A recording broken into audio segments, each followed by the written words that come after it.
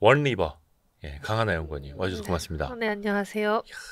어느새 그 바빠 죽겠는데 책까지 쓰시고 진짜 하루 만에 이해할 수 있는 겁니까? 이게 하루가 원데이 클래스네. 네, 그 24시간.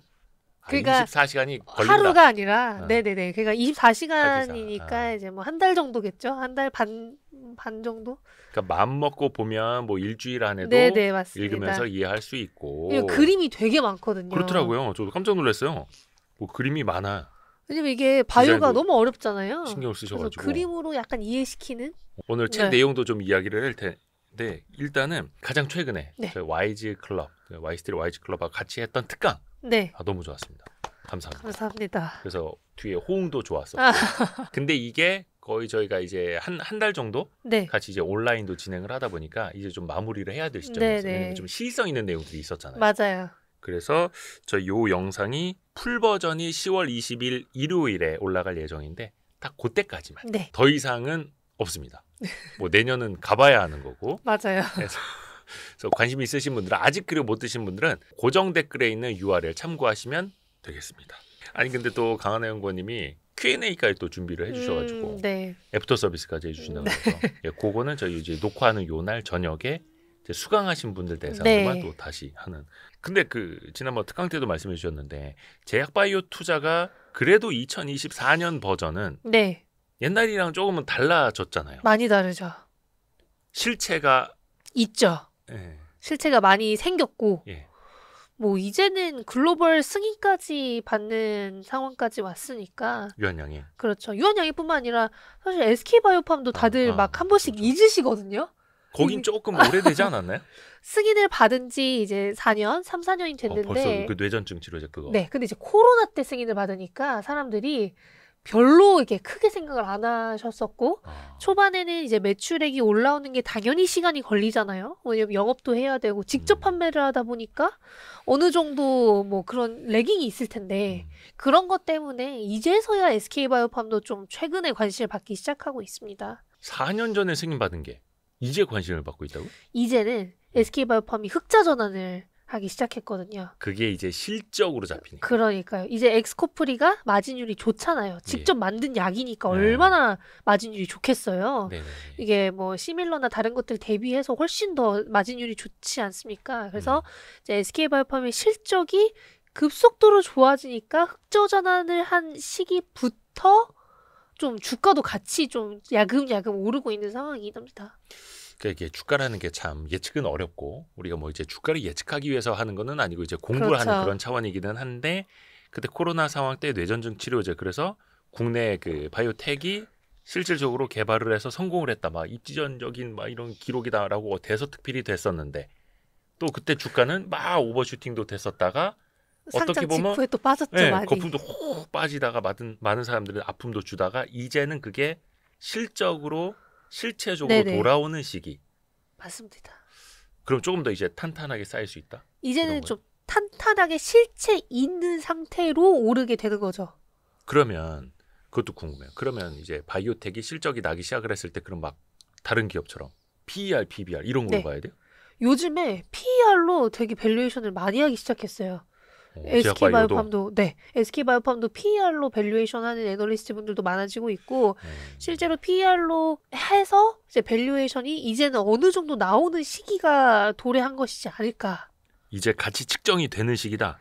그렇죠. 약을 파는 기업들, 그러니까 제약 바이오 기업들 중에서 대형 제약사나 혹은 이제 SK바이오팜이나 유한양행처럼 글로벌 신약 승인을 받은 그런 기업들은 올해 내년 PER은 아니라고 하더라도 26년, 27년 PER로는 충분히 밸류에이션이 가능한 시점까지 지금 왔습니다. 외국하고는 어떻습니까? 예를 들어서 전통적인 제약사들 같은 경우에 당연히 그런 전통적인 밸류에이션 지표가 통했었는데 바이오텍은 그게 안 됐었던 거고 이제 신약 개발에서 그게 실적으로 넘어가는 측면에서는 밸류에이션 측정이 이제 가능하고 해외 기업들도 그렇게 봤나요?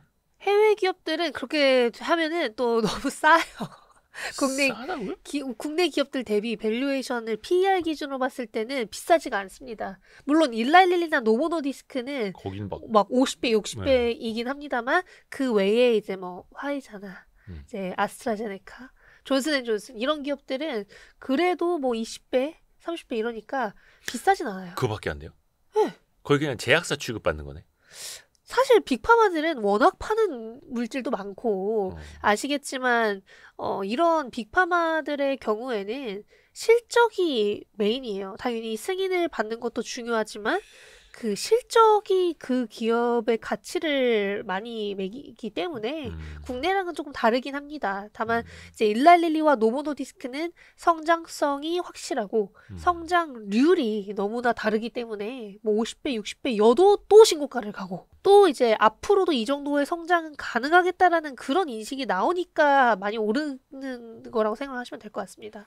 근데 이게 참 어려운 것 같아요. 예를 들어서 라이센스 아웃이 언제 나올지 정확히 알 수는 없고 네. 회사에서 약간 이제 가이드를 주는 경우도 있기는 합니다만 네네. 정확한 시점이나 규모는 또 나와 봐야 아는 맞아요. 거고 그래서 어떤 뭐 밸류에이션을 보면서 가는 것도 어렵고 그래서 대부분 이제 추세 추종을 한다라든지 네. 차트를 보조 지표로 삼으시다라든지 이럴 수가 있는데 그래서 중간에 또 이제 바이오는 급등락도 심하고 변동성도 맞아요. 심하니까 그럴 때 좀 흔들리기도 하고 뭘 보면서 가야 돼요?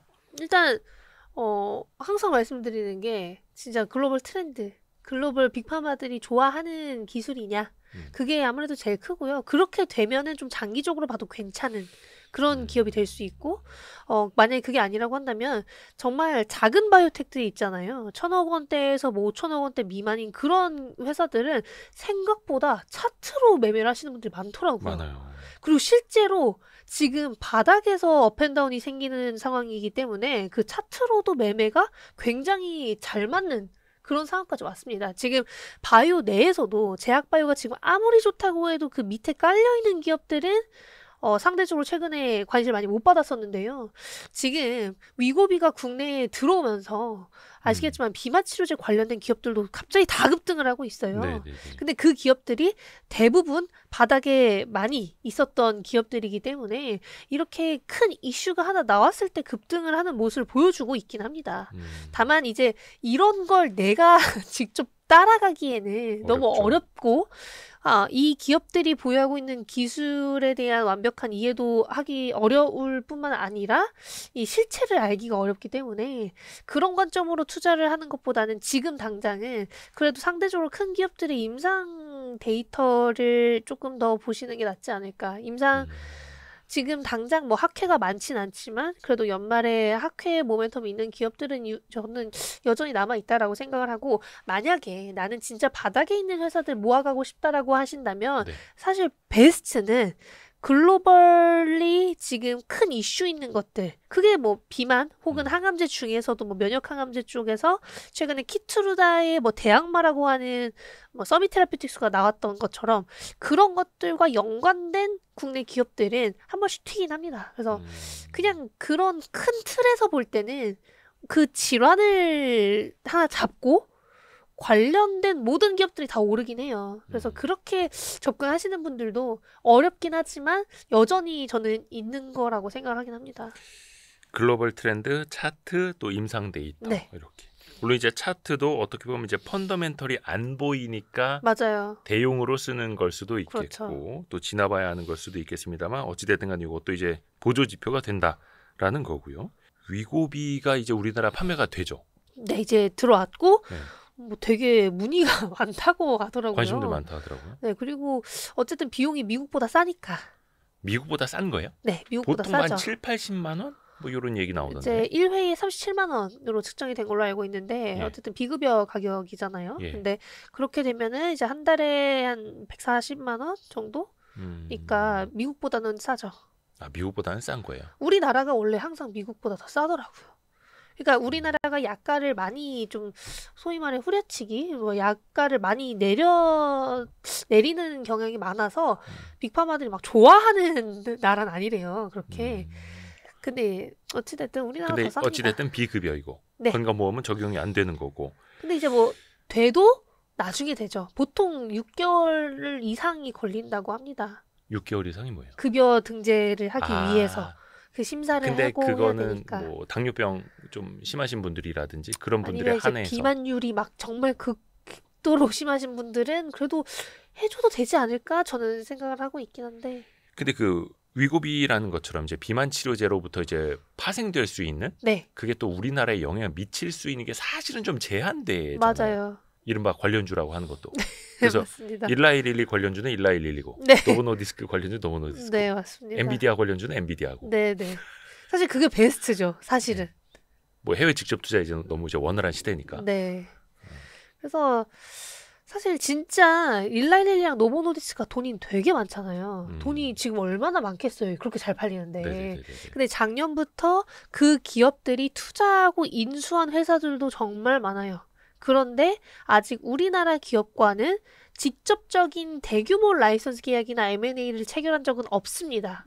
물론 뭐 테스트 혹은 뭐 협력 계약 뭐 이런 건 할 수 있어요. 근데 정말 일라이릴리와 노보노디스크의 경우에는 돈이 있기 때문에 원한다면 계약을 언제든 체결할 수 있는 지금 위치란 말이에요. 네.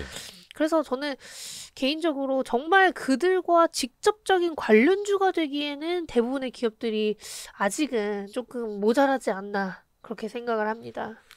그러니까 그 비만 치료제만 놓고 보면 당연히 노보노디스크, 일라이릴리 요거고. 네. 근데 말씀하신 것처럼 돈이 원체 많으니까 지금 막 전 세계적으로 막 줍줍하고 다니던데. 네, 맞아요. 되게 일단 M&A도 되게 많이 하고 있고 M&A 하고 뭐 여러 가지 계약하러 돌아다니고 1년에 거의 뭐 7건, 8건을 한 것 같아요. 근데 이제 우리나라 기업들이 눈이 높아서 뭐 그들과 계약을 안 했다 뭐 이런 얘기들도 있는데 그것도 이제 거의 현실적으로는 이제 불가능하다 보니까 개인적으로는 만약에 내가 비만 치료제를 정말 장기적으로 투자를 하고 싶다. 네. 그러면은 저는 무조건 릴리를 사는 게 맞지 않나. 그렇게 생각합니다. 노보노디스크보다? 요즘에 막 그런 얘기가 있어요. 네. 저도 이제 여기저기서 많이 듣고 개인적으로 공부를 하다 보니까 GLP-1보다는 GIP, 지금 마운자로에 들어가는 GLP-1과 GIP 이 두 개 타겟을 놓고 봤을 때 GIP가 더 체중 감량 효과에 영향을 많이 주는 것이 아닌가라는 얘기들이 하나둘씩 나오고 있더라고요. 그래서 GLP-1 유사체는 워낙 나온 지 오래됐잖아요. 삭센다도 있고 트루리시티도 있는데 그런 걸 고려했을 때 정말 비만 쪽에서 메인 롤을 하고 있는 거는 GIP지 않을까. 그러면 이제 일라이릴리가 우승을 할 수 있게 되는 거죠. 위고비보다. 위고비보다 그 이름 뭐였더라? 마운자로. 그 이제 젯바운드죠. 비만 치료제 이름은. 그러니까 젯바운드. 이게 헷갈려. 맞아요. 저도 한 번씩. 삭센다 다음에 나온 게 위고비고. 네네네네. 그게 노보노디스크. 네, 맞습니다.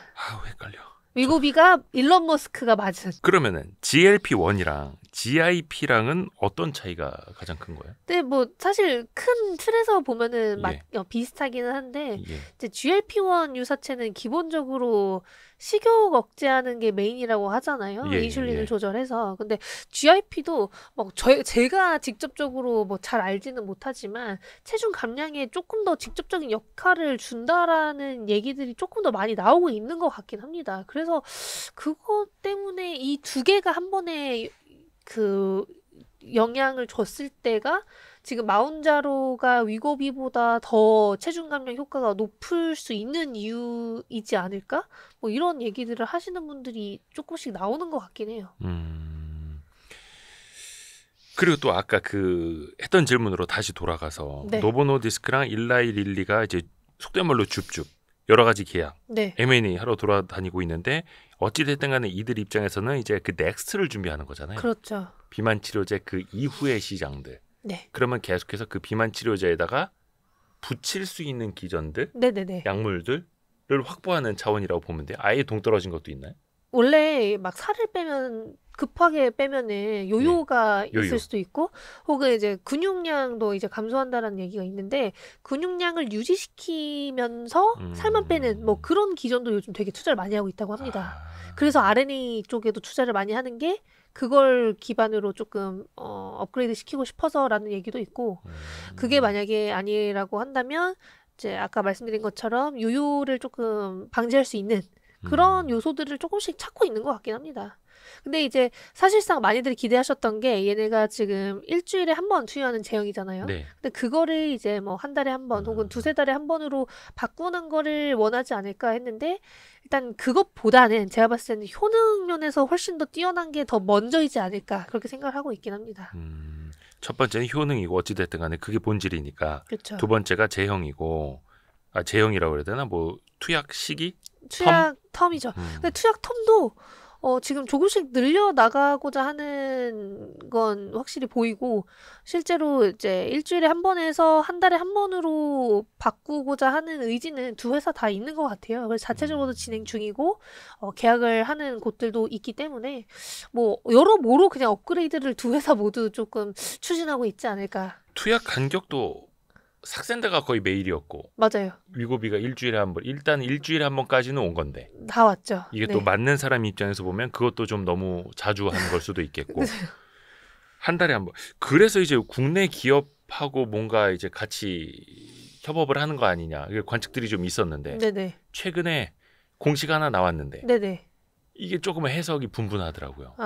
근데 이게 저는 진짜 본 계약이 나오지 않는 이상 이게 너무 행복회로를 하기가 조금 어려울 것 같긴 해서 일단 뭐 다들 제일 좋아하시는 건 일라일리다. 이게 이제 메인인 것 같고 일단 제 기준에서는 이제 일라일리와 이미 텀쉿을 옛날에부터 했다라는 얘기들이 돌았었는데 텀쉿을 진행을 한 지 1년이 지난 후에 나온 게 또 테스트를 한다라는 얘기여서 그게 조금 아쉽지 않았었나. 그러니까 텀쉿을 맺고 뭔가 서로 간에 이제 1년 동안 기술 얘기를 협의를 했는데 하고 있는 또 중입니다. 텀쉿을 한다고 공시가 나온 거니까 결국엔 테스트를 한다라고 공시가 나온 거니까 텀쉿 1년 뒤에 또 텀쉿. 약간 그런 느낌으로 저는 받아서서 근데 이제 사실 그게 중요하지 않은 거죠. 많은 투자자분들은 일라일리다. 이름이 그러니까 실명이 나왔으니까 네, 공시에. 일라일리가 나왔다. 그리고 비만 치료제 관련 계약이 우리나라에서 나온 적이 없잖아요. 지금 사실상 뭐 인벤티지 랩도 나오긴 했습니다만 어찌됐든 일라일리와 노보노디스크가 아니었으니까 다들 그 이름의 무게를 훨씬 더 크게 잡으시는 것 같긴 합니다. 그렇게 되면 이제 기대를 할 수 있거나 스토리를 많이 짤 수 있기 때문에 이제 많이들 그로 인한 생각은 하시는 것 같아요. 물론 이것도 이제 각자의 판단에 맡길 일이긴 합니다만 뭐 사실 이제 페트론 예약이라는 거 아시는 분들은 아실 테고 안 좋게 보시는 분들은 결국은 또 똑같은 텀쉿 아니냐 울고 그렇죠. 먹는 거 아니냐고 또 좋게 보시는 분들은 텀쉿보다 조금 더 구체화돼 있고 네. 실명 공시까지 그 회사가 뭐 동의를 했을 테고 네네. 그러다 보니 조금 더 이제 진보한 것 아니냐 또 이렇게 보시는 거고 그렇죠. 뭐 이게 각자의 판단에 맡길 수밖에 없는 거죠. 맞아요. 그게 약간 이게 좀 어려운 면이 있어요. 맞아요. 그래서 투자 판단을 내릴 때도 항암? 네네. 항암제? 요 부분에 대해서 좀 이제 왜냐면 이제 책이 두꺼워가지고 요거를 다 우리가 이야기하기는 어렵고 그렇죠. 그래도 제약 시장에서 제일 큰 게 항암제죠. 항암 시장이 가장 크기도 한데 빅파마들이 투자를 제일 많이 하죠. 투자도 많이 하고. 네, 투자를 제일 많이 하고 있는 분야이긴 합니다. 대부분의 빅파마들이. 항암제 중에서도 제일 큰 게 이것도 또 시장이 폐암. 폐암? 네, 폐암이 제일 커요. 폐암, 그 다음에 이제 유방암. 한국인은 또 이제 막 위암 막 이런 게 제일 익숙하기는 한데 시장은 폐암이 제일 큰 거예요. 시장 자체는 폐암이 제일 큽니다. 투약이 되는 그런 측면에서 봐야 되니까. 네네. 그래서 폐암으로 적응증 확장을 할 때 그 물질이나 그 항암제의 가치가 많이 올라가요. 네. 다른 네네네. 분야보다 희소암보다는 전망도 조금 더 밝아지고 일단 시장이 넓어야 되니까. 이게 폐암은 뭐 아시는 분들은 아시겠습니다만 뭐 담배 많이 피고 뭐 이런 겁니까? 근데 뭐 유전자도 있죠. 모든 암은 유전 영향도 정말 크기 때문에 그래서 이제 건강검진이나 그런 걸 받으러 가시면 가장 위에 나와 있는 게 가족력 있느냐잖아요. 그러니까 유전자도 정말 큰 역할을 하는 것 같습니다. 유전자 변이 혹은 뭐 특정 타겟 단백질이 뭐 과발현이 된다든지 이런 것들이 생각보다 많이 작용을 합니다. 암 각각의 병에 의해서도 그리고 대표적인 뭐라 표현을 해야 되나? 표준 항암제? 네네. 표준 의약품이 있어요? 그게 이게 표준이다라고 어디서 정해놓은 거야? 아니면 시장에서 제일 많이 쓰는 걸 표준 항암제라고 하는 거예요? 1차 치료제가 보통 표준 치료제로 많이 언급이 되는데 1차 치료제는 저희가 지정을 받아야 되죠. 지정을 받아야 1차 치료제로 쓰일 수가 있는 거예요. 1차 치료제는 기본적으로 좀 오래 쓰인 것도 뭐 당연히 중요하겠지만 그것보단 효능이나 안정성 측면에서 다른 치료제 대비 우위에 있다라는 걸 어느 정도 입증한 치료제들을 많이 뜻합니다. 그러니까 1차 치료제는 지정이 돼야 돼요. 그러니까 다른 치료제를 투여하기 전에 가장 먼저 투여를 하는 치료제를 1차 치료제라고 하는 거고. 그게 이제 표준 치료제. 그렇죠. 그게 거의 표준 치료제. 보통 비소세포 폐암은 뭐 타그리소를 투여한다. 이게 이제 타그리소가 표준 치료제이자 1차 치료제라는 걸 뜻하는 거죠. 아하. 그러면은 폐암일 경우에는 타그리소 투여가 가장 첫 번째이고 표준이고 비소세포 폐암에서 특히 뭐 EGFR 변이다라고 하면은 이제 보통 타그리소를 많이 투여를 하죠.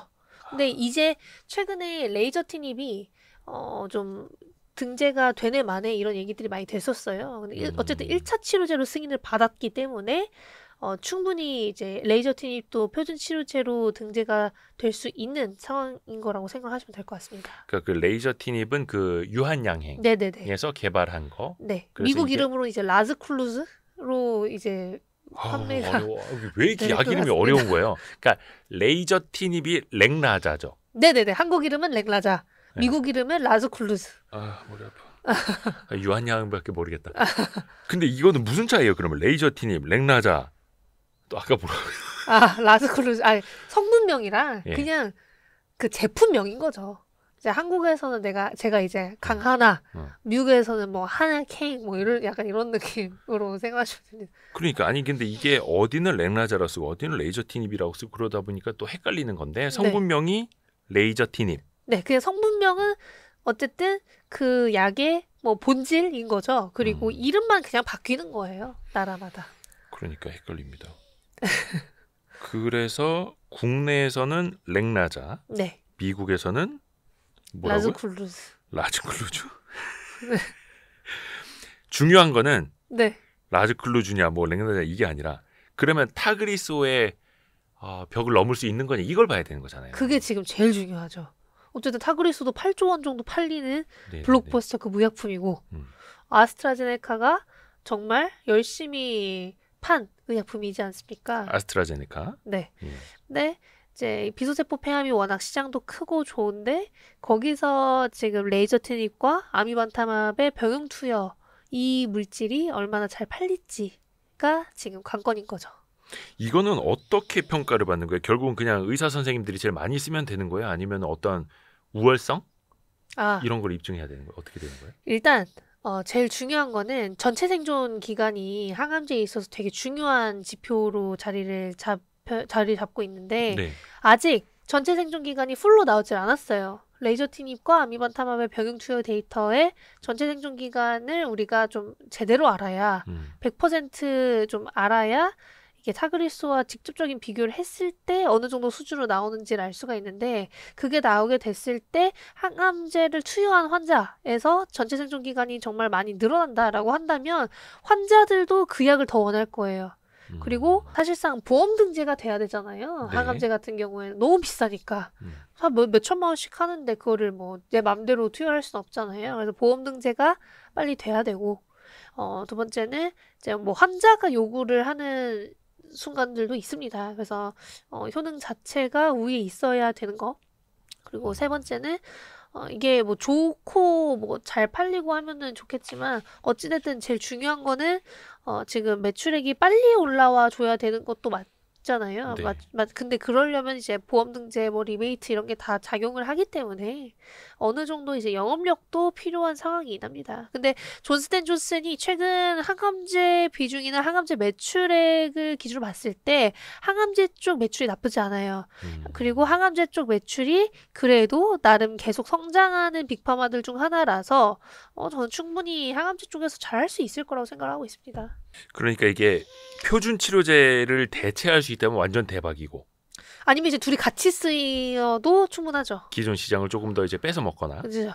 근데 그게 이제 판가름 나는 거는 어느 순간이 아니라 서서히 서서히 올라올 수 있고 그리고 또 알아야 되는 거는 지금 레이저 티닙과 아미반 탐압의 SC 제형, 지금은 이제 아미반 탐압 IV 제형과 병용 투여가 승인을 받은 거기 때문에 정맥 주사. 그쵸. 이제 피하 주사 제형인 아미반 탐압과의 병용 투여 데이터도 이제 어느 정도 나왔고 이제 신약 승인 신청을 했기 때문에 연말 혹은 내년 초에 승인 여부가 나오게 됩니다.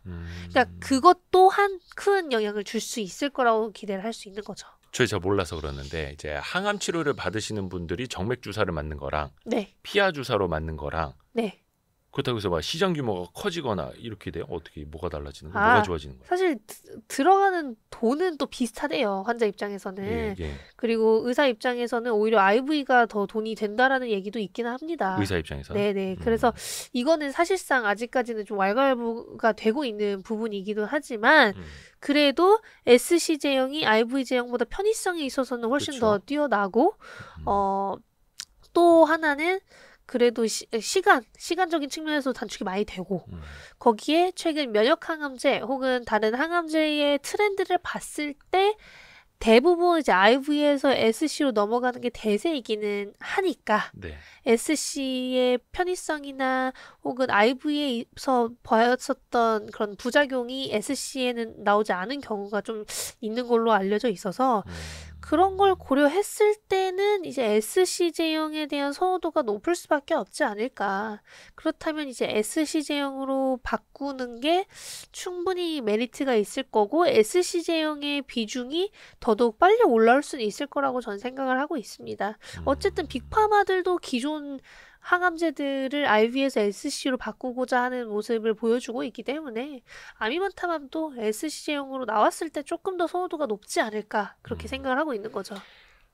아미반 탐압 요거는 이제 레이저 티닙하고 병용요법으로 계속 투여를 해야 되는 거니까 어찌됐든 간에 레이저 티닙은 혼자는 안 되는 거고 그렇죠. 이번에 승인을 받은 것도 받았으니까. 그래서 아미반 탐압하고 같이 가야 되는 거고 요게 SC 제형으로 가는 것도 그 병용 투여에 대해서 SC 제형으로 같이 가야만 하는 거고. 그렇죠. 근데 이제 어찌됐든 편의성은 SC 제형이 우위에 있으니 그걸 승인받는 게 조금 더 잘 팔리지 않을까 하는 거죠. 그리고 폐암이 시장 규모가 제일 크다. 네. 또 보로노이도 있잖아요. 네네. 보로노이도 비수세포 폐암. 네. 근데 여기는 일단은 뭐 레이저 티닙이나 아미반 탐압 이쪽 진영은 아니고 기존에 사실 거기까지 커버를 할 수 있다라는 얘기가 있기는 해요. 어찌됐든 EGFR 변이를 타겟하기 때문에. 그러니까 그게 기존의 타그리소 네. 레이저 티닙을 투여했을 때 나타나는 변이를 그럼 보로노이가 어떻게 해결할 수 있다라는 거예요? 그때 또 변이가 나타나니까 그걸 또 타겟하는 거죠. 어쨌든 암은 계속해서 변이가 나올 수밖에 없는 구조로 만들어져 있기 때문에 특정 타겟을 잡으면 두더지 게임처럼 다른 쪽이 또 변이가 생기는 그런 경우가 되게 많아요. 그렇기 때문에 보로노이 같은 경우에는 타그리소나 레이저 티닙이 지금 타겟을 하고 있는 부분이 아닌 그들을 투여했을 때 그 다음에 나타나는 변이를 먼저 잡는 그 시장부터 가져가고 그 다음에 지금 유한양행의 레이저 티닙이나 아스트라제네카의 타그리소의 시장도 나중에 같이 가져가고 싶다. 이런 걸 많이 주장을 하고 있습니다. 이 책에서 보면 이제 C797S 변이라고 하는데 어찌됐든 간에 그게 타그리소 투여했을 때도 레이저 티닙을 투여했을 때도 나올 수 있으니 많이 나오는 변이에요. 그 후에. 그러면은 어찌됐든 간에 양쪽에 다 쓰일 수도 있다. 그렇죠. 2차 치료제로 또 베스트 인 클래스가 될 수 있는 거죠. 2차 치료제로. 네네. 그건 이제 변이가 확인된 사람들한테 같이 쓰일 수가 있는 거고. 그렇죠. 보니까 이 보르노이 대표님이 앞에 추천사 써주셨던. 맞아요. 폐암 다음으로 큰 암 시장은 어디라고? 이제 유방암이라고 좀 알려져 있습니다. 그래요? 네. 유방암 여자는 이제 유방암, 남자는 뭐 전립선암이라고 하는 경우가 있는데 유방암이 시장 사이즈는 좀 더 크더라고요. 여기에서는 표준 항암제가 허셉틴이 사실은 베스트죠. 허투를 타겟하는 표적 항암제 가장 많이 쓰였던. 허셉틴은 사실 그 셀트리온 덕분에 더 많이 들어봤던 이름. 바이오시밀러. 네, 맞아요. 그렇죠. 허셉틴 자체보다는. 그리고 요즘에는 떠오르는 게 에너투죠. 에너투. 허투를 타겟하는 ADC 항암제. 어떤 차이인지 조금만 쉽게 좀 설명해 주시죠. 그냥 허투 표적 항암제는 예. 허셉틴이고 그건 이제 허투 과발현을 타겟하는 유방암 항암제예요. 가장 오래된 것 중에 하나고 유방암 항암제로 가장 많이 쓰였던 것들 중 하나죠. 그러니까 HER2. 네. 그리고 N02는 ADC 플랫폼에 허투를 타겟하는 항체를 붙인 거죠. 그러니까 우리가 흔히 아는 ADC 플랫폼을 활용한 허투 항암제인 겁니다. 그러니까 그 N02가 다이치 산교랑 아스트라제네카가 개발해서 승인을 받았고 블록버스터 의약품으로 달성을 했고 지금도 잘 팔리고 있는 항암제죠. 그래서 유방암 항암제에서는 지금 N02가 거의 베스트 인 클래스라는 얘기를 많이 듣고 있습니다. N02가? 네. 거기 요거는 그거네. 그러면 그 뭔가 추진차 같은 걸 더 덧붙인? 그렇죠. 좀 더 그런 개념으로. 네, 허투가 과발현일 때 효능을 많이 올려줄 수 있는 그런 항암제인 거죠. N02. 네. 다이치 산교, 아스트라제네카 공동 개발한 거. 네. 근데 이게 어떤 암종이든 뭐 한 가지가 다 뭐 커버를 한다기보다는 아시겠지만 폐암 시장도 보시면 타그리소만 뭐 비소세포 폐암 항암제로 쓰이는 게 아니라 뭐 화학요법도 많이 쓰이고 거기에 더불어서 뭐 면역 항암제는 뭐 워낙 적응증 확장을 많이 할 수 있잖아요. 네. 그래서 면역 항암제인 키트로다 같은 경우에는 뭐 비소세포 폐암, 유방암, 뭐 무순암 다 이제 커버가 돼요. 그러니까 이게 뭐 내가 어떤 걸로 인해서 암에 걸렸다라는 걸 어느 정도 알면 거기에 맞는 항암제를 투여받아야 되는 거죠. 종류도 많고. 그렇죠. 이야, 복잡하기도 합니다. 그 N02가 트라스투주맙 테룩스테칸. 이런 거 의사 선생님들은 다 외우는 거잖아요. 그렇죠. 네, 그래서 머리가 좋아야 되는 거고. 아, 어렵다. 그러면 이 분야에서는 또 그 표준 항암제 지위를 또 넘보는 기업들도 또 있을 거 아니에요. 유방암 시장이 또 폐암에 이어서 두 번째로 크면. 그렇죠. 근데 요즘 다이치 산큐랑 아스트라제네카 개발 중인 다토 DXD라는 항암제가 있어요. 그것도 ADC 기반이에요. 근데 그 또한 유방암 항암제로도 적응증을 먼저 받으려고 하는데 네. 대부분 요즘 나오는 항암제들을 보시면요. 유방암이랑 비소세포 폐암 쪽은 적응증을 다 바꿔 가려고 해요. 왜냐면은 그래야 시장이 크니까. 적응증을 바꿔간다고요? 그러니까 제가 말씀을 드렸지만 어떤 항암제든 뭐 한 가지의 적응증을 대상으로만 쓰이는 경우가 많지 않아요. 그러니까 여러 개의 여기서도 통하면 저기서도 암을 잡아내고 그런 경우가 꽤나 있는 거죠. 허투가 과발현되는 암종이 유방암만 있진 않으니까 비소세포 폐암도 있어요. 그러니까 그런 걸 생각을 했을 때 이제 뭐 유방암에서만 쓰이는 게 아니라 그러니까 어떤 회사가 특정 타겟을 개발을 하면 유방암이나 비소세포 폐암 둘 다는 좀 이거는 좀 내가 적응증을 갖고 싶다 이런 생각을 할 수밖에 없는 거죠. 시장이 일단 크니까. 일석이조. 그렇죠. 그래서 대부분 다 그 두 가지에 대해서는 좀 승인을 받으려고 일단 임상을 해보는 것 같기는 해요.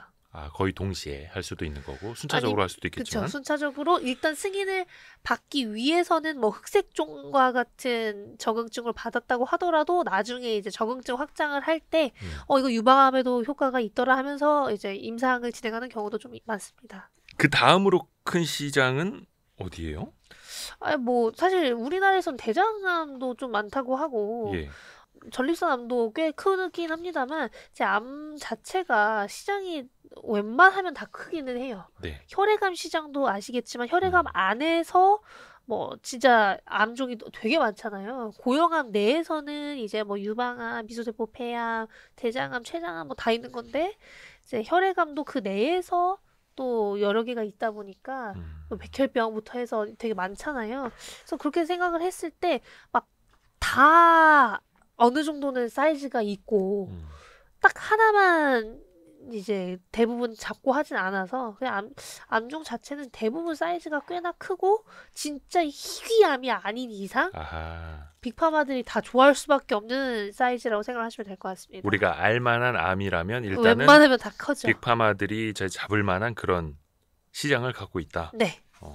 근데 우리나라 기업들이 거기에서 뛰어드는 건 사실은 뭐 바이오테크들이 여러 가지를 하고 있습니다만 유의미한 결과를 보여주고 있는 거는 앞에서 이야기를 했던 뭐 폐암 분야라든지 네네. 몇 가지가 아직은 안 되는 거고요. 그렇죠. 그리고 만약에 정말 글로벌리 특출난 기업으로 자리를 잡고 싶다면 라이선스 아웃을 많이 할 수밖에 없는 상황이 된 것 같기는 해요. 근데 한 몇 년 전입니까? 한 7, 8년 전 그때도 그렇고 특히 이제 코스닥의 막 기술 트랙의 상장 기업들, 네네. 이제 적자 기업들, 바이오 기업들 많이 올라올 때도 그랬고 시장에서 기업 가치를 많이 받으려면 일단 항암제 해야 된다.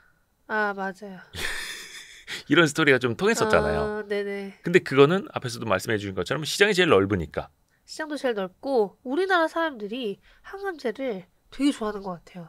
투자 목적으로 봤을 때 제가 또 이제 비교를 해서 죄송하긴 합니다만 이제 SK바이오팜의 뇌전증 신약인 엑스코프리 그리고 유한양의 레이저티닙 이렇게 봤을 때 둘 다 어찌됐든 FDA 승인을 받았잖아요. 네. 근데 엑스코프리는 뇌전증 약제니까 사람들이 일단 시장 작은 거 아니야? 이러고 시작을 해요.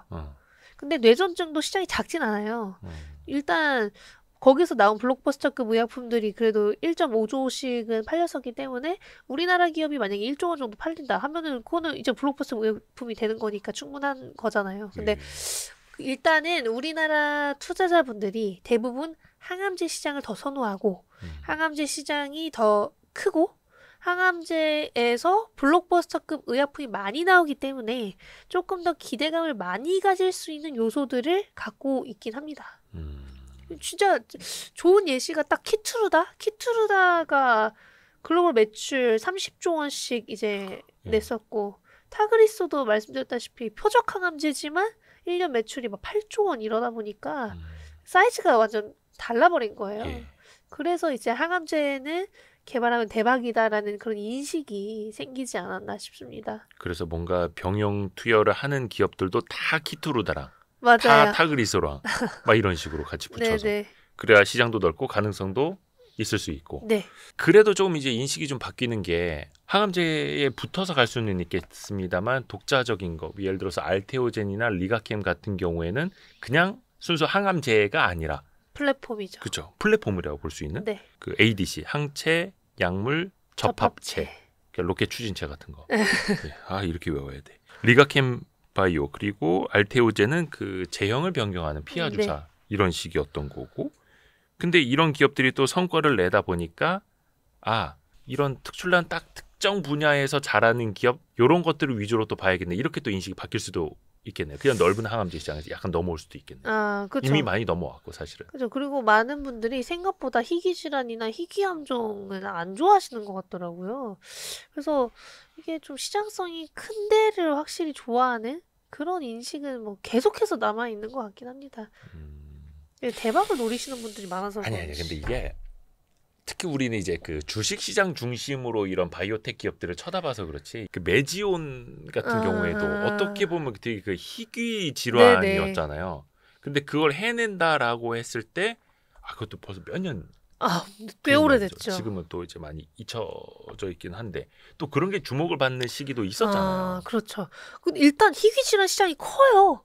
희귀 질환 위주로 라이선스 계약을 유독 많이 하는 빅파마들도 많고 네. 희귀 질환 쪽에 대해서 뭐 제 강의에도 뭐 그때 막 얘기를 드렸었지만 희귀 질환 시장이 크기 때문에 당연히 놓쳐서는 안 된다고 저도 생각을 합니다. 거기에 더불어서 아시겠지만 희귀 질환의 경우 경쟁사가 많이 없다라는 장점이 있죠. 그래서 희귀질환 시장을 이제 좋아하시는 분들은 또 길고 오래 좋아하시기 때문에 이게 뭐 스토리가 잘 잡혀 있는 상황이라면 또 나쁘지 않을 수 있겠다라고는 생각을 하고는 있습니다.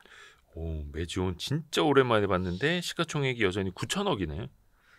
여기는 여전히 되게 좋아하시는 분들이 좀 있긴 하더라고요. 다시 신약 승인 신청을 하신다고 저도 최근에 들었습니다. 그게 그러면은 뭐 달라지는 거예요, 이 회사는? 아니요, 똑같죠. 똑같은 물질이고 똑같은 걸로 하는데 저도 정확히는 모릅니다만 아마 뭐 임상 환자 수를 뭐 늘렸다든지 뭐 데이터를 업데이트하지 않았을까 싶은데. 근데 이게 참 그때그때 스타가 되는 기업, 주목을 많이 받는 뭐 기전, 뭐 치료제 분야 이거는 항상 또 달라지는 것 같아요. 네, 맞아요. 근데 그래도 그냥 임상 2상 간다, 2상 됐다, 3상 간다 요게 아니라 그렇죠. 요즘에는 그걸로는 더 이상은 관심을 크게 받기는 어려울 것 같고 임상 데이터가 잘 나왔느냐 혹은 오히려 요즘에는 너무 후기 임상 단계로 갔는데 계약이 없다라고 하면은 다들 선호를 안 하시는 분위기긴 합니다.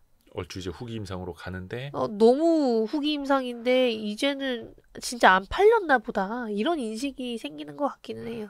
이쯤에서 라이선스 아웃 한번 하고 가야 되는데 못하네? 별로 이런 입질이 없나 보네. 인식이 이렇게. 있는 것 같습니다. 그게 이제 앞에서 다른 기업들이 삼성 갔다가 넘어지고 삼성 갔는데 아무도 안 사주고 이런 케이스가 이제 쌓이다 보니까 맞아요. 현실에 약간 눈을 뜨는 걸 수도 있겠고. 그렇죠. 자체 임상을 계속 오래 한다고 마냥 좋은 게 아니기 때문에 네. 이제 다들 어느 정도 공부를 하신 거라고 생각합니다. 그래요. 그래서 어떻게 보면 더더욱이 알테오젠이나 리가캠 같은 이 플랫폼 비즈니스 쪽으로 조금 더 주목을 하는 걸 수도 있겠네요. 그렇죠. 확장성이 워낙 좋으니까요. 그럼 그렇다고 해서 그런 플랫폼 비즈니스를 갖고 있는 바이오텍은 계속해서 라이선스 아웃을 여러 가지를 이렇게 할 수 있는 거예요? 다양한 그렇죠. 사업자들하고? 플랫폼 계약을 할 수가 있으니까 그 기술을 내어주고 뭐 거기에 다른 항체를 붙인다든지 혹은 다른 빅파마가 보유하고 있는 물질을 다른 제형으로 바꿔준다든지 뭐 이런 식으로 지속적인 계약이 가능하기 때문에 확장성이 꾸준하다라는 게 그런 기업들의 가장 큰 장점인 거죠. 어떻게 보면 이제 투자자들의 눈도 이제 한 가지의 대박에서 확장성이라는 걸로 간 거네요. 그렇죠. 어떻게 보면 이게 더 유용한 아이디어일 수 있겠고. 한 개로 다 하는 것보다는 약간 분산시키고 그 중에서 좀 괜찮은 거 나오면 베스트다. 약간 이런 인식이 생긴 것 같습니다. 그래서 이런 걸 알아야 됩니다. 근데 그 아직까지 제대로 된 항암제가 없는 암 분야도 있을 거 아니에요. 있죠. 무주공산일 수도 있겠고 이게 또 환자들 입장에서 보면은 되게 안타까운 부분일 수도 있겠고. 맞아요. 가장 대표적으로 지금 비어 있는 분야는 어디예요? 췌장암이나 간암. 이쪽이라고 생각하시면 됩니다. 간암은 이제 항암제를 써요. 쓰기도 하고 많이 있는데 여기서 또 중요한 거는 그것보다 수술이 더 예후가 좋다라는 얘기들도 있어요.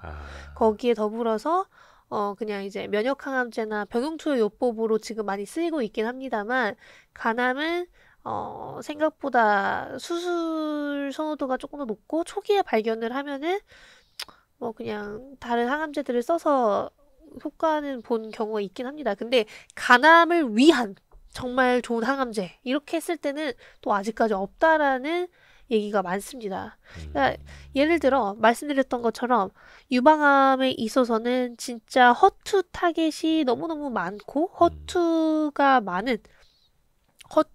양성인 유방암 환자가 되게 많아요. 그러니까 그 허투만 잡아도 유방암이 해결이 되는 경우가 꽤나 있거든요. 근데 이제 간암은 그렇진 않다라는 거죠.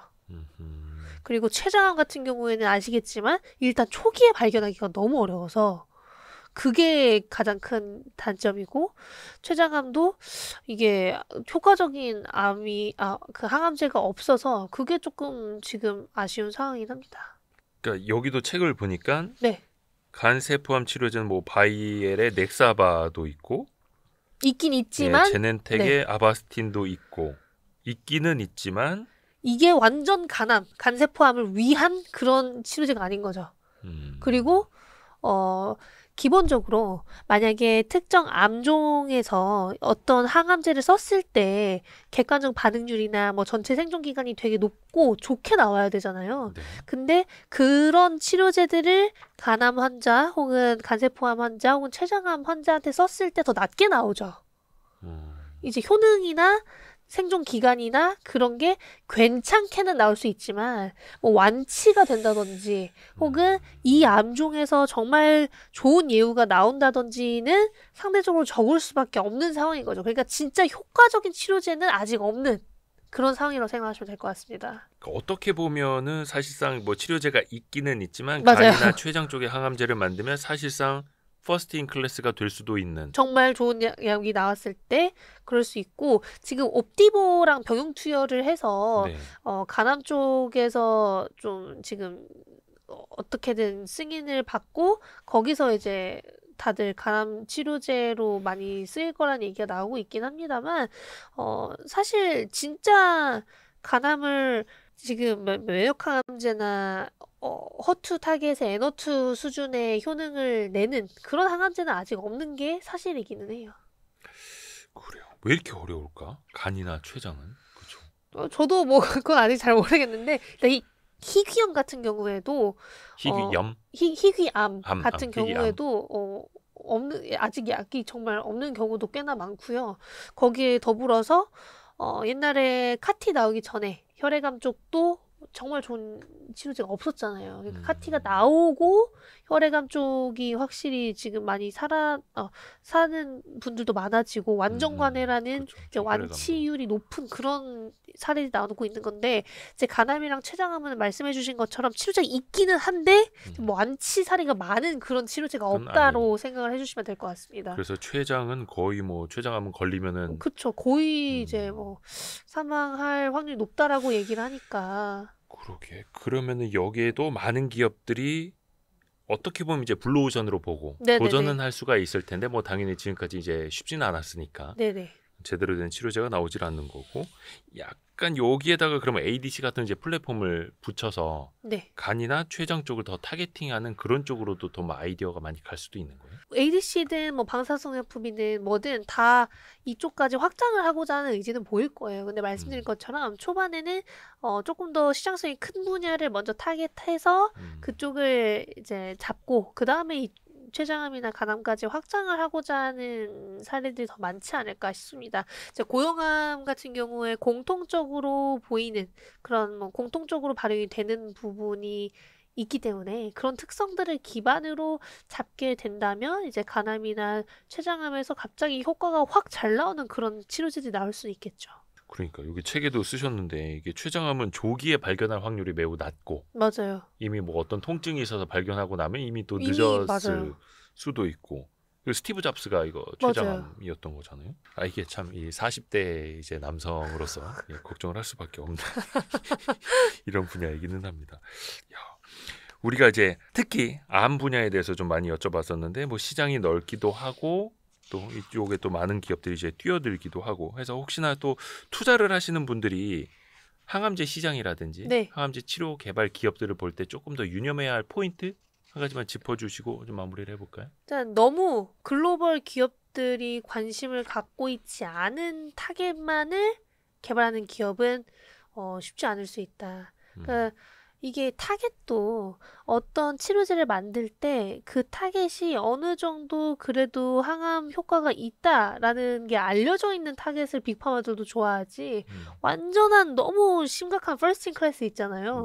그 누구도 개발하고 있지 않은 내가 그냥 찾아서 붙인 뭐 그런 항암제 같은 경우에는 인기가 없을 거기 때문에 항암제를 개발조차 힘들 뿐더러 효능이 잘 나오기 오히려 어렵지 않을까 저는 그렇게 생각을 해서 어느 정도 확신이 있는 타겟 위주의 항암제를 개발하는 기업들 위주로 보자. 조금 더 이제 현실성 있게. 그렇죠. 왜냐면은 타겟이 되게 많아요. 항암제 내에서 너무너무 많고 지금 뭐 논문이나 그런 연구를 기반으로 나온 것들이 진짜 많아서 사실 그것만 기반으로 항암제만 개발을 해도 충분하다라고 생각합니다. 원데이 클래스 진짜 하루 만에 이해하는 제약 바이오 산업 약간 조금 이제 제목에 과장은 좀 있는 것 같습니다만 진짜 하루는 공부 시간으로 24시간. 맞아요. 근데 약간 그거 같아요. 이게 진짜 거의 그 기초부터 각 산업별 여러 가지 이제 다 알려주시는데 강하나 연구원님의 뭐 유튜브가 됐든 강의가 됐든 약간 동영상적인 거랑 같이 들으면서 봐야 네네네. 되새김질이 되겠네.